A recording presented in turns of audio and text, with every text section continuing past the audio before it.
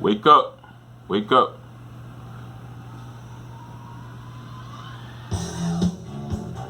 Wake up. Icaro. Rise and grind. Chief Yuya reporting from the shrine with your dawning devotional. Right? Okay. So, again, as always, I'm just turning this down a little bit. I trust that all of you have rested well and you're feeling strong today. You've mapped out your agenda for today, last night, before you went to sleep. It's a little noisy here. You didn't fill too much of your resting time last night with excessive dreaming. You didn't do that, right? You actually allowed your mind to rest. That's what you did, didn't you?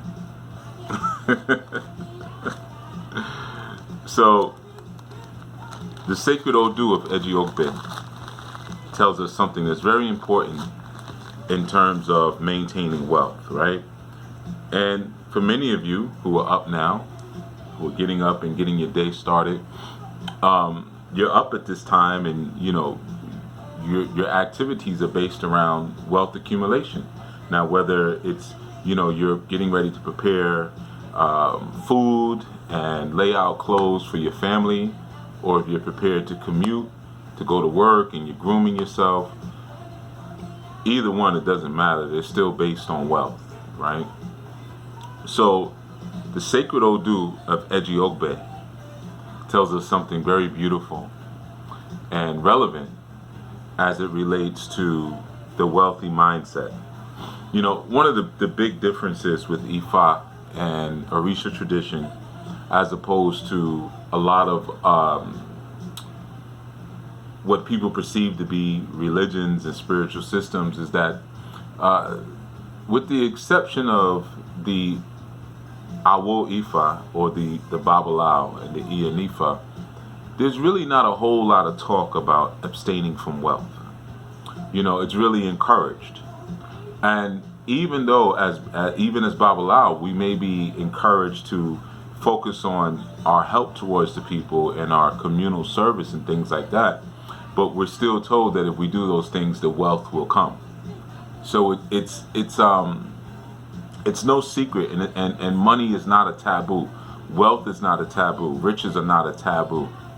So it's not pretended to be a secret within the system that everybody wants some level of pleasure in their life, or the ability to move financially and navigate financially into different spaces without finances having to be such a huge concern and burden on them all the time. Or some people just want a lot. They want to live a life of opulence and they want to live a life of luxury. And that's not necessarily something that's looked down upon, in our tradition, right? So there's so many different tools when you're learning Ifa. There's so many different tools in your Orisha study as it pertains to the accumulation of wealth. And even the times that I do the work that I do, and the times that I wake up to do the work, and sometimes I don't. Sometimes it's not a wake up thing. Sometimes it's a stay up from the night before, and then try to get a nap sometime during the day like a vampire. But my point being, though, is that there's still this idea of kind of getting on top of things, or like they say, the early bird catches the worm, but getting on top of things as soon as you possibly can. Not necessarily letting things linger. And if it's your day that you're seeking to engage, getting on top of the day, not necessarily laying in bed for hours on end, staring at the ceiling, trying to hype yourself up into the day. But Ogbe tells us something very, very interesting. And for those of you unfamiliar with the sacred Odu, Ogbe is the first Odu. It became the first Odu. It wasn't always the first Odu, but it became the first Odu in the fixed order of the Ifa Odu. It's, especially when you talk about the primary 16. But Ogbe is the first. And Ogbe itself pretty much means to make, and it deals with bringing things into being. Eji means two or twin, so it's two Ogbe. So Ogbe, so I'm making it here and I'm making it over there. I'm making it in my masculine, or I'm being in my masculine, doing in my masculine, launching in my masculine, doing, being, making, launching in my feminine. Okay, and of course, to give some of you some very important background, because this question comes up all the time. Chief Yuya, Chief Yuya, what book can I get? Is there a good book that I can get that will teach me about the Odus? I get asked that so often. No, there is no book that you can get that's going to teach you about the Odus. See, as much as people say they want to be a part of this tradition, or they are a part of this tradition, a lot of times they still have some very strong Western hankerings in terms of how things are taught and things are done in the West. So always trying to circumvent the process. Well, if I get the book, then I don't have to go over there. And always trying, you might have a teacher here, always trying to see eye to eye without going through the process that the teacher went through. And honestly, the only time you could usually sometimes get away with that is when you're dealing with something that is Western. Because the Western modalities always have loopholes that you can learn about to figure out the shortcut. So let's say law. You could go to school for law and you could practice and study to pass the bar, and you could pass the bar and then become a member of the bar association. But you can also just study law without going to school. You can study law for free. You can go into law libraries for free, and you could go through a similar process, right? Now, this is a deeper thing. Can you practice law in a court of law? Well, first of all, there's really like very few court of laws. And technically by law, practicing law is illegal.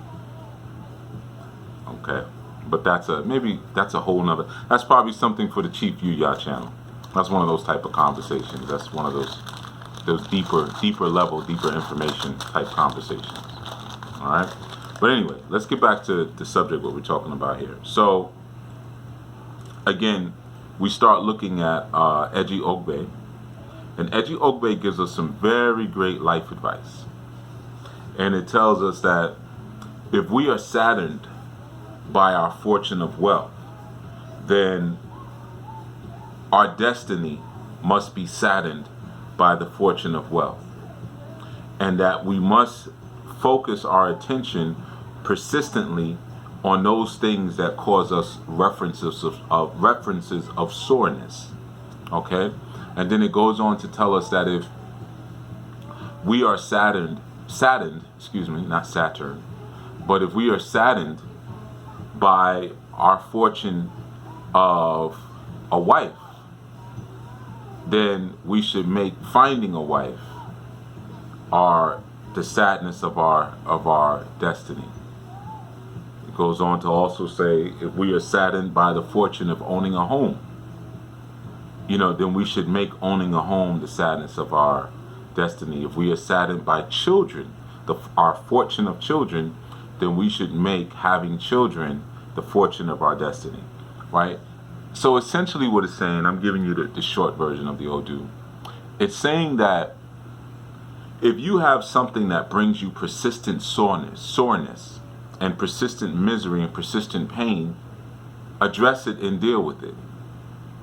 When you start looking at what your life purpose should be, and so many people always have these grandiose ideas, I'm supposed to be a healer, I'm supposed to be this, I'm supposed to, run the big top circus and bring all the animals back to Africa on an ark, whatever it is. But if you have something that is causing soreness in your life and misery and harm and hurt in your life, address that first. Go there first. See, that's what the Odu is saying. Make that a part of your purpose. Make that a part of your destiny. And that's a big difference between the way that wealthy people think and poor-minded people think. And that a poor-minded person often envelops and enfolds themselves in so many cyclic activities of procrastination in order not to address what they know clearly needs to be addressed. They'll take the mail and not open it. They won't even go to the box. They won't return the phone call. There's an issue, and they just kind of, especially when they start coming into some deeper knowledge, they get into this mind frame that everything's going to work out. Even in relationships, instead of pursuing a person that they may be interested in, they'll express, or they'll resort to, well, let's just see how things go organically, right? And a lot of times that's for many reasons, but again, it's that idea of not really addressing and dealing with what needs to be dealt with, but just kind of allowing destiny to push you, as opposed to you scripting, and conscribing what your destiny should be. So if I have an issue where I want children, I want a wife, and I want a home, and I want money, then I should write that into my destiny. And you see, and your destiny is determined, is held within your Ori, and it's determined by your thoughts, which begin to shape your character. You see, so those sore points, or those some of what we, where they call it in the Odu sore points, you and I may call them demons, right? Those demons that we have in us need to be addressed first, and then we begin to interweave them into the very fabric of what we consider our destiny to be.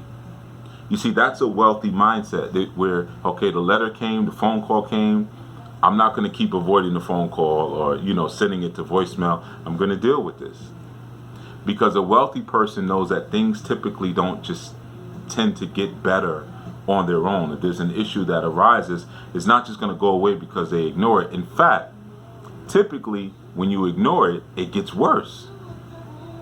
And we have a whole system in society based upon the anticipation of that fault and that malignment that's in many of us who live on this planet. That's how creditors get away with crimes. They know, they send you a letter, they know you're not going to open it. They call, they know you're not going to pick it, you're going to block it. That's what they want you to do. So they send a letter, you don't respond. They send another one, you don't respond. They send another one, you don't respond. Another one, and then they just get a default judgment against you because you never responded.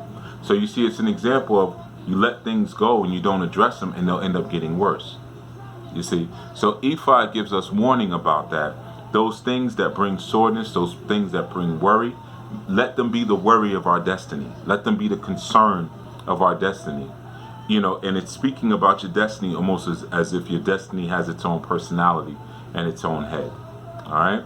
So that's just something I wanted to give to you, something I wanted to leave you with, or begin you with, I should say, for the day. And, I'm making these short and I'm making these quick just for something for you to reflect on and to build on internally. All right? So this is Chief Yuya. I'm from the Orisha.com. You can follow us on on social media, the Orisha Center. All right, and it's gonna come. Chief, how do I get a reading? AskOsiris.com. Look in the description of these videos. Everything you need to know is right there. Where to get the readings, where to get the classes. If you even want to donate, I think there's a donate link. I could be wrong about that one, but the readings, the classes, the books, it's all right there. Read the description, read the description, read the description. It's all in there, and it's going to be there for every video, okay? So you don't have to wander around or trying to find phone numbers to call people and ask them to call you back so they can tell you how you can get a reading, because you're going to find that it's a little quicker if you just read the description. All right? So again, Eji Ogbe has given us great wisdom as it pertains to how we should look at our destiny and how we should perceive our destiny. And Eji Ogbe has let us know that you have power to determine what the purpose and the meaning that sits inside of your destiny should be. Because those sore points a lot of times have to do with your soul imbalances. All right, so I'm out. This has been Chief Yuya. Enjoy your day. Travel safely. Don't start any trouble with anybody today. and don't be afraid to walk away from trouble. All right. Odabo.